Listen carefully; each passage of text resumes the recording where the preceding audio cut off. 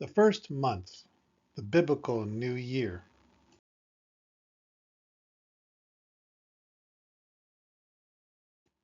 God has defined a series of interconnected rhythms which harmonize and synchronize our lives with His and with each other. There's the daily cycle of morning and evening, the weekly Sabbath, the monthly and annual cycles, the 7-year sabbatical debt release, and the 50-year Jubilee. Like a master symphony, each of these rhythms interweaves within and among the others to define a godly life mosaic. The daily pattern is clear: evening followed by morning, night, then day. Define a recurring pattern of rest, sleep, work, and celebration. Psalm 104, 20-24.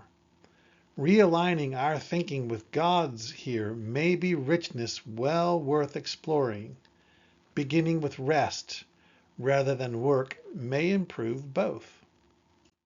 Ending the day at sunset, beginning our day with an evening of restful reflection and thanksgiving, recounting the blessings and trials of the prior day as we begin another, equips us to rest with intention, purpose, and hope as we prep for the next day. Rest before work. We begin by entering into His rest, Hebrews 4:3, abiding in Him, committing our plans to Him up front, sleeping on them first, for without Him we can do nothing, John 15:5.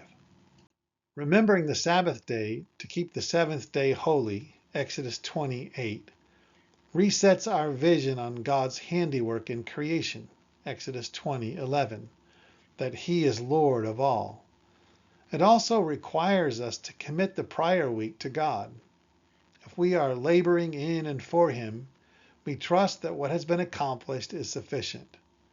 We can let it go in communion with the saints as we enjoy our weekly fellowship together, Leviticus 23:3, encouraging and edifying one another in preparation for the coming week. The monthly cycle helps us anticipate and celebrate God's feasts. Knowing which month it is and where we are in God's annual cycle, Exodus 12:2, so we can explore the recurring themes of His prophetic timeline as they are repeatedly played out before us, Colossians 2:17. But which month is first? When does it start? In these daily, weekly, monthly, and annual cycles, the Earth, Sun, and Moon combine in various ways to show us the general patterns, but they don't reveal exactly how to segment the flow of time, to identify the transition points between periods of time. When does a day or month begin exactly? When does a year start? Further, how to start the week or even the concept of a 7-day week would be impossible to discern merely from nature. God has to tell us explicitly about these rhythms and how to observe and align them, or we'll be guessing blindly.